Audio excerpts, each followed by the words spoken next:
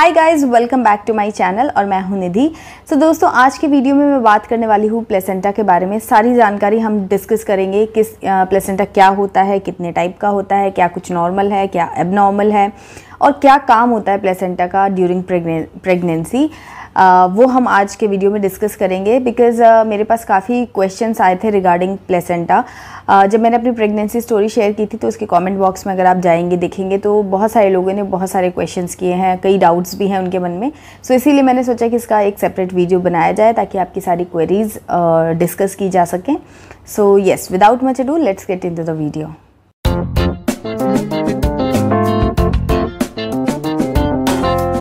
तो चलिए सबसे पहले जानते हैं कि प्लेसेंटा होता क्या है और प्लेसेंटा का काम क्या है। उसके बाद हम जानेंगे कि टाइप्स ऑफ प्लेसेंटा क्या हैं। तो प्लेसेंटा एक ऐसा ऑर्गन है जो आपकी प्रेगनेंसी के स्टार्टिंग 3 to 4 वीक्स के अंदर डेवलप हो जाता है और प्लेसेंटा ही रिस्पॉन्सिबल होता है आपके बेबी की ओवरऑल ग्रोथ के लिए। सारा जो भी चीज़ें बेबी को चाहिए होती है वो सब कुछ प्लेसेंटा ही प्रोवाइड कराता है। तो प्लेसेंटा बेबी से कनेक्टेड होता है वाया अम्बिलिकल कॉर्ड और आपकी यूट्रस पे ये कनेक्टेड होता है। तो आपके बेबी को जो भी न्यूट्रिएंट चाहिए, ऑक्सीजन चाहिए, वो सब कुछ बेबी को अम्बिलिकल कॉर्ड के थ्रू प्लेसेंटा ही प्रोवाइड कराता है। ऑल्सो प्लेसेंटा जो है वो बहुत सारे हार्मोन्स भी रिलीज़ करता है जो कि ज़रूरी होते हैं, जैसे कि मेमोरी ग्लैंड्स को स्टिमुलेट करने के लिए हार्मोन, यानी कि आपका जो मिल्क प्रोडक्शन जो स्टार्ट होता है, जो ग्लैंड्स एक्टिवेट होते हैं, वो हार्मोन्स, उसके लिए जो हार्मोन्स की ज़रूरत होती है वो प्लेसेंटा ही रिलीज़ करता है। उसके अलावा आपका ब्लड, मतलब माँ का ब्लड और बच्चे का ब्लड, उन दोनों को सेपरेट रहना बहुत ज़रूरी है। अगर दोनों मिक्स हो जाएंगे तो इन्फेक्शन होने के चांसेस हो जाते हैं। सो वो सेपरेट रहे उसके लिए भी कुछ हार्मोन्स की ज़रूरत होती है जो कि प्लेसेंटा रिलीज़ करता है। सो वो एक बहुत ही इंपॉर्टेंट चीज़ है। उसके अलावा बेबी के ब्लड में जो भी वेस्टेज आता है उसको रिमूव करने के लिए भी प्लेसेंटा ही जिम्मेदार है। सो बेसिकली प्लेसेंटा जो है वो बहुत ही इंपॉर्टेंट रोल प्ले करता है बेबी की ओवरऑल ग्रोथ के लिए और मिल्क प्रोडक्शन के लिए जो बेबी को चाहिए, तो ये सब कुछ प्लेसेंटा ही करता है। इसलिए बहुत ही इंपॉर्टेंट ऑर्गन है ये। एंड ये प्रेगनेंसी के 3 to 4 वीक्स के अंदर डेवलप हो जाता है। बट जो अल्ट्रासाउंड होता है अराउंड 10-12 वीक्स के अराउंड जो अल्ट्रासाउंड किया जाता है उसमें ये देखने को मिलता है। उसके पहले ये भी देखने को अल्ट्रासाउंड में नहीं मिलता है। सो येस, प्लेसेंटा यही होता है। और प्लेसेंटा की बहुत सारी पोजीशंस होती हैं, कुछ नॉर्मल होती है, कुछ जो होती है वो कॉम्प्लिकेटेड होती हैं। सो चलिए उनके बारे में भी बात कर लेते हैं। सो गाइज, प्लेसेंटा जो है वो बेसिकली 4 टाइप्स के होते हैं। एक होता है एंटीरियर, एक होता है पोस्टेरियर, एक होता है फंडल, एक होता है प्रेविया। सो ये 4 टाइप के होते हैं जिनमें से एंटीरियर एंड पोस्टेरियर आपने कॉमनली सुना होगा, मैंने भी कॉमनली वही सुना है। और इसके अलावा जो फंडल होता है वो भी anterior and posterior. Basically placenta की पोजीशन कहाँ है यूट्रस के अराउंड, ऊपर नीचे साइड्स, 2 साइड्स हैं और ऊपर नीचे। सो उसके ऊपर डिपेंड करता है कि कौन सा टाइप का आपका प्लेसेंटा है। सो अगर जैसे मान लीजिए कि ये पूरा वूम्ब है, यानी कि टमी है माँ का, और ये यूट्रस है, इसके अंदर बेबी है, ठीक है। तो ये फ्रंट हो गया, ये बैक हो गया, ये ऊपर हो गया और ये नीचे हो गया, ऐसे समझिए आप। सो अगर आपका जो प्लेसेंटा है वो आगे की तरफ है, मतलब बेली से जस्ट आगे है, बेली और यूट्रस के बीच में अगर प्लेसेंटा है तो ये हो गया anterior. Anterior means front side. सो एंटीरियर प्लेसेंटा हो गया। अगर ये अंदर की साइड में है, यूट्रस मतलब जो टमी है उसके अंदर, यूट्रस के पीछे साइड में लगा हुआ है, यहाँ पर प्लेसेंटा है, तो ये हो गया पोस्टीरियर। ऊपर अगर है तो ऊपर यानी कि फंडल, और अगर नीचे है तो नीचे यानी कि प्रेविया। तो आप सबको अब मैं बताऊंगी कि नॉर्मल क्या है एंड एबनॉर्मल क्या है। ये एग्जांपल मैं इसलिए दे रही हूँ ताकि आपको क्लियरली पिक्चर समझ में आए। सो अगर फ्रंट में है, बैक में है, ऊपर है, तब तो कोई दिक्कत नहीं है प्लेसेंटा। अगर प्लेसेंटा नीचे है तब आती है कॉम्प्लिकेशंस, क्योंकि जो नीचे अगर आपका प्लेसेंटा है तो वो आपके सर्विक्स को ब्लॉक करता है, जिसकी वजह से कुछ कॉम्प्लिकेशंस आ सकती हैं। सो उसके लिए आपको मेडिकली चीज़ें गाइड की जाती हैं। लेकिन अगर फ्रंट में है, बैक में है या ऊपर है तो कोई दिक्कत नहीं होती है, ये बिल्कुल भी मतलब नॉर्मली है। नॉर्मली मैंने जैसे कि बताया कि front end back, anterior and posterior placenta जो है वो बहुत ही नॉर्मल होते हैं।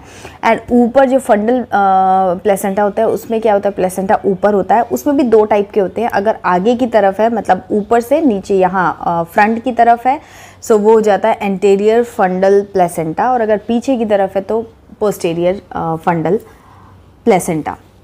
सो ये इस तरीके का कॉन्सेप्ट है। तो चलिए अब बात करते हैं कि कौन से टाइप के प्लेसेंटा से आपको क्या फ़र्क पड़ेगा, क्योंकि कई लोगों के क्वेश्चंस थे कि एंटीरियर है, पोस्टीरियर है, हमारा प्लेसेंटा तो क्या नॉर्मल है क्या नहीं है, तो वो हम बात कर लेते हैं। तो जैसे कि मैंने बताया, आगे पीछे ऊपर और नीचे पोजीशन होती है। तो अगर आगे पीछे यानी कि एंटीरियर, पोस्टीरियर या फिर फंडल प्लेसेंटा है आपका, तो उसमें कोई प्रॉब्लम नहीं होती है क्योंकि कहीं भी कुछ ब्लॉक नहीं हो रहा होता है। जो फ्लो चाहिए बेबी के लिए वो सब कुछ प्रॉपर चल रहा होता है। बट अगर पोजीशन नीचे की तरफ है यानी कि प्रेविया प्लेसेंटा है आपका, तो आपको दिक्कत आ सकती है और कई कॉम्प्लिकेशंस आ सकते हैं। तो जिनको भी प्री टर्म डिलीवरी हो जाती है, मतलब प्री मेच्योर बेबी जिनका डिलीवर करना पड़ता है, या फिर आपने देखा होगा कि कई लोगों को बेड रेस्ट बोला जाता है। तो ये जो प्रॉब्लम्स है वो इसी वजह से, क्योंकि जो प्लेसेंटा का पोजीशन है क्योंकि वो नीचे की तरफ है, सर्विक्स ब्लॉक नहीं होना चाहिए। सो अगर सर्विक्स आपका ब्लॉक हो रहा है तो वो कॉम्प्लिकेशंस क्रिएट करता है। ऑल्सो आपने देखा होगा कि नॉर्मली स्टार्टिंग में तो सब कुछ सही चल रहा था, बट सेकेंड या थर्ड ट्राइमेस्टर के अंदर लोगों को बोल देते हैं डॉक्टर्स कि आप बेड रेस्ट कीजिए या फिर आप मूवमेंट कम कीजिए। ये सब चीज़ें कही जाती हैं क्योंकि होता क्या है कि जो प्लेसेंटा है स्टार्टिंग में जब आपका वूम्ब छोटा रहता है तो उसकी एक पोजीशन होती है, लेकिन जैसे जैसे एक्सपेंड करता है आपका प्लेसेंटा वैसे वूम्ब वैसे वैसे आपका जो प्लेसेंटा का पोजीशन है वो भी खिसकने लगता है।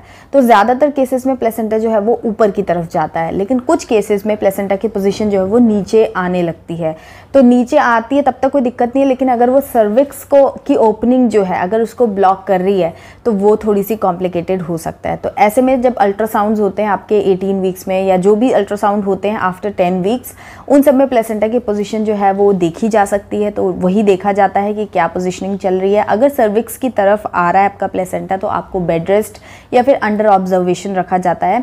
टाइम टू टाइम आपके स्कैन्स किए जाते हैं ताकि सर्विक्स जो है वो क्लोज ना हो रहा हो, क्योंकि सर्विक्स एक ऐसी ओपनिंग है जहाँ से बेबी को निकाला जा सकता है। तो अगर किसी का जो प्लेसेंटा है वो इतना नीचे आ चुका है कि सर्विक्स जो है वो ब्लॉक हो रहा है, तो प्री टर्म डिलीवरी भी की जाती है। और मान लीजिए कि अगर ये सब 9 मंथ के अराउंड चल रहा है, 9 मंथ के अराउंड जो है पोजीशन प्लेसेंटा की वो सर्विक्स को ब्लॉक करती है, उसकी ओपनिंग को क्लोज कर देती है, तो तभी भी नॉर्मल डिलीवरी पॉसिबल नहीं होती है। इन दैट केस आपको सिजेरियन डिलीवरी ही की जाती है। सब कुछ नॉर्मल होता है, बट अगर प्लेसेंटा की पोजीशन नहीं सही है, सर्विक्स को ब्लॉक कर रही है, तो ओपनिंग ही नहीं है, इसलिए नॉर्मल डिलीवरी नहीं हो सकती है। एंड दैट केस फिर आपका सर्जरी किया जाता है।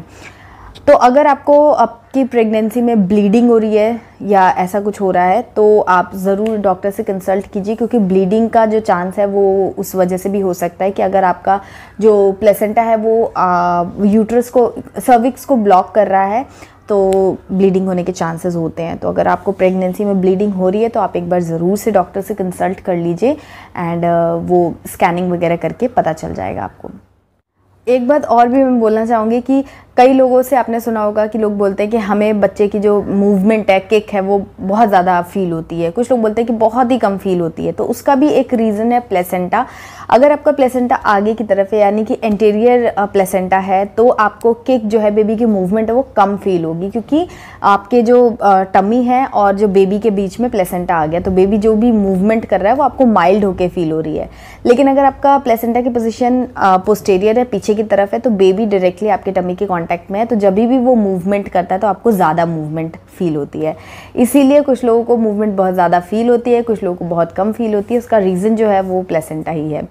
सो येस, ओवरऑल अगर हम बात करें तो अगर आपको एंटीरियर, पोस्टीरियर या फिर फंडल प्लेसेंटा है तो कोई दिक्कत की बात नहीं है, कोई टेंशन की बात नहीं है, बिल्कुल नॉर्मल है। एक्चुअली में एंटीरियर एंड पोस्टीरियर ही ज़्यादातर बोला जाता है। एंटीरियर में ऊपर नीचे मान सकते हैं, in the same way posterior का भी है कि ऊपर की तरफ हो सकता है, एग्जैक्टली सेंटर में नाव के ऊपर की तरफ है। तो उन सबको एंटीरियर एंड पोस्टीरियर में ही कैटेगराइज किया जाता है। लेकिन अगर आपको प्रेविया प्लेसेंटा की प्रॉब्लम है तो आपके लिए कॉम्प्लिकेशंस हैं, आपको थोड़ा सा टेंशन की बात हो सकती है। हालांकि डॉक्टर्स वगैरह सब चीज़ें ट्रीट कर लेते हैं तो बहुत ज़्यादा कुछ टेंशन की बात नहीं है, बट येस आपको ऑब्जर्वेशन में रहना पड़ता है, थोड़ा सा अलर्ट रहना पड़ता है। सो येस, प्लेसेंटा के बारे में हमने सारी बातें डिस्कस कर ली है। अगर आपका प्लेसेंटा जो है एंटीरियर, पोस्टीरियर या ऊपर की तरफ यानी कि फंडल प्लेसेंटा है तो एकदम नॉर्मल है, कोई प्रॉब्लम नहीं है, कोई टेंशन वाली बात नहीं है, सबको कुछ इसी तरीके का कुछ होता है। लेकिन अगर आपकी प्लेसेंटा की पोजीशन नीचे की तरफ है यानी कि प्रीविया प्लेसेंटा है तो आपको थोड़ा सा अलर्ट रहने की ज़रूरत है, घबराने की ज़रूरत नहीं है। कॉम्प्लिकेशंस रहती हैं लेकिन डॉक्टर सारी चीज़ें ट्रैक कर लेते हैं, डील कर लेते हैं। सो आपको बस अटेंटिव एंड अलर्ट रहने की ज़रूरत होती है। सो यस, आज का वीडियो यहीं पर एंड करते हैं। आई होप कि ये वीडियो आप लोगों के लिए काम आया होगा, आप लोगों को कुछ इन्फॉर्मेशन मिली होगी और जिनके जो डाउट्स हैं वो भी क्लियर हो गए होंगे। सो मिलती हूँ आपसे एक नए वीडियो में, तब तक के लिए bye bye and take care.